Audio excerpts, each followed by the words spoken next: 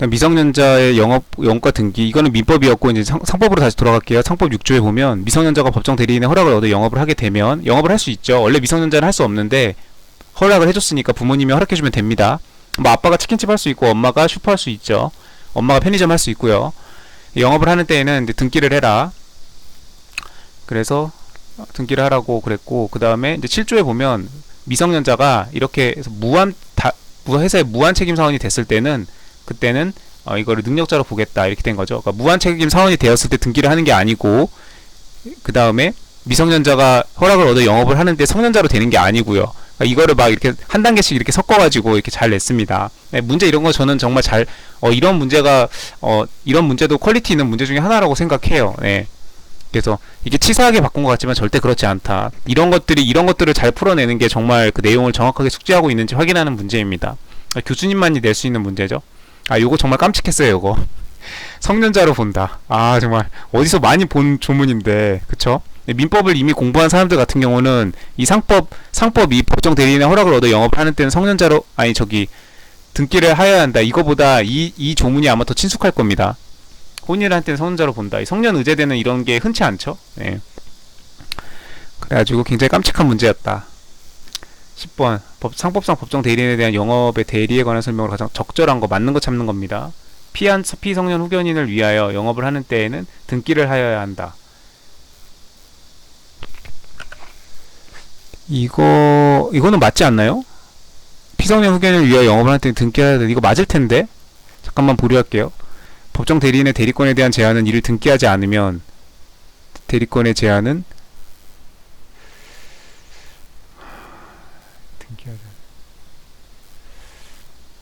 이게 빠져야 되죠. 이게 등기하지 아니하면 그냥 법정 대리인의 대리권에 대한 제한은 선의의 제3자에게 대항할 수 없다. 여기까지가 조문일 겁니다. 이거 빠져야 될 거예요. 이거 그래서 틀린 걸 거고, 미성년자를 위하여 영업을 하는 경우 상인 자격을 갖는 자는 미성년자가 아닌 법정 대리인, 아니죠. 미성년자죠. 미성년자 본인이죠. 법정 대리인 아니고요. 법정 대리인이 비록 이걸 위해서 하는 거지만, 갖는 자는 미성년자 본인이다. 그랬죠. 그래서 왜 부동산 등기에서도 그 법무사 이제 저기 할 때 위임장 같은 거 쓸 때 그 위임에다가 법정 대리인이 하더라도 미성년자의 기재사항을 쓰도록 위임장에다가 그 내용 있죠. 네. 부동산 등기 공부하시는 분들은 무슨 말인지 알죠? 네. 그 다음에 틀렸고, 4번 법정 대리인이 피한정 후견인의 영업회계를 허락한 경우 피한정 후견인은 그 영업회계에 관하여는 능력자로 추정된다. 이것도 이 영업을 했을 때 능력자로 본다는 게 이게 미성년자한테 해당이 되는 거지. 아까 여기 위에 있었죠? 미성년자에 해당하는 거지. 피한정 후견인에 이런 조항이 없어요.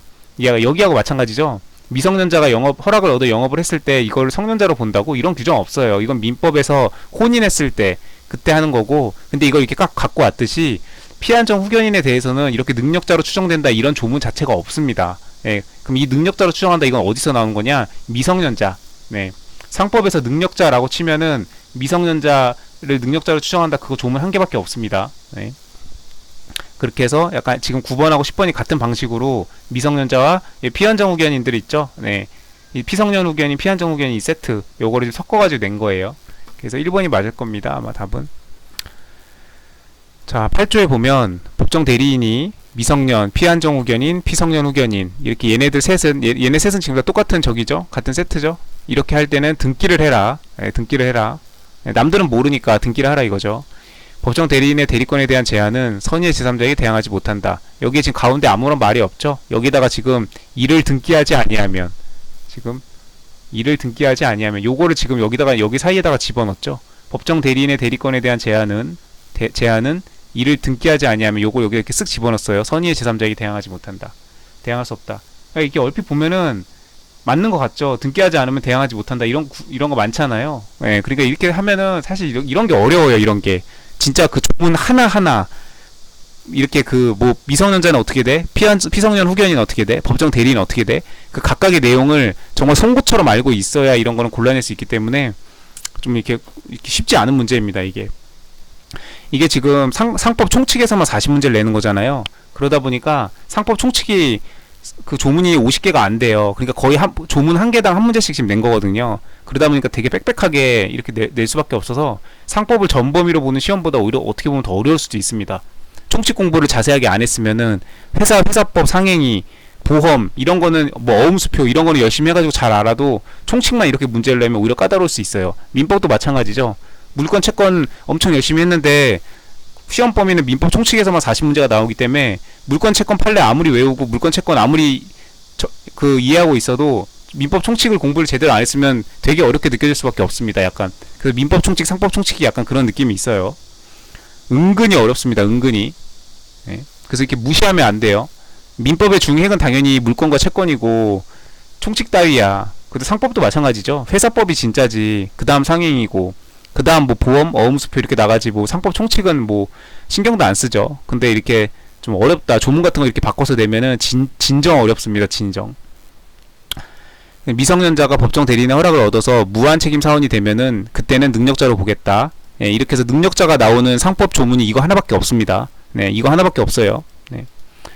그래서 이거 미성년자의 경우고 능력자고, 네, 지금 피한정 후견인의 능력자로 이런 말이 나오면 이거 자체로 틀린 지문이라는 거를 이런 거를 객관식 연습을 하면서 이렇게 평소에 이렇게 훈련해 두지 않으면은 시험날 당일에 이게 시험장에서는 이제 시간 압박으로 빨리빨리 풀어야 되잖아요. 그러면 이런 거 골라내기 사실 쉽지 않아요. 왜냐면 능력자로 추정된다 이런 규정들을 다 봤거든요. 여기도 보면 성년자로 본다. 이거 어디서 많이 봤거든요. 그렇기 때문에 미리미리 이런 거를 이렇게 의식을 알고 있지 않으면은 상당히 헷갈릴 거다. 네, 라는 거. 11번. 공동지배인에 관한 설명을 가장 적절한 거. 공동지배인. 맞는 거 찾는 겁니다. 공동지배인이란 수인의 지배인이 선임된 경우로서 수인의 지배인은 각각 독립하여 대리권 행사할 수 있다. 그쵸? 수인의 지배인은 그런데 공동지배는 공동으로 해야죠. 그게 틀린 거죠. 지금 이거는. 지금 공동지배랑 수인의 지배인이랑 지금 이거를 개념을 같이 쓰고 있어요. 이 둘을 구분해야 됩니다. 공동지배인하고 수인의 지배인. 이것도 지금 한 명이 아닌 복수죠. 이것도 한 명이 아닌 복수죠.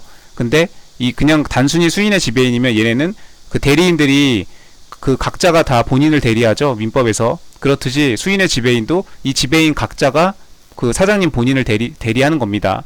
독립해서. 근데 공동 지배로 묶여 있으면 그때는 공동으로 해야 됩니다. 능동 대리의 경우에.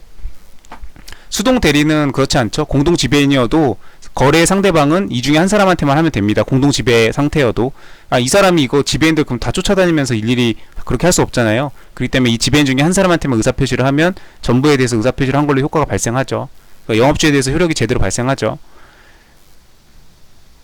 네, 거래 상대방이 공동 지배인 중 1인에 대해 하는 의사표시는 적법하죠. 네, 유효합니다.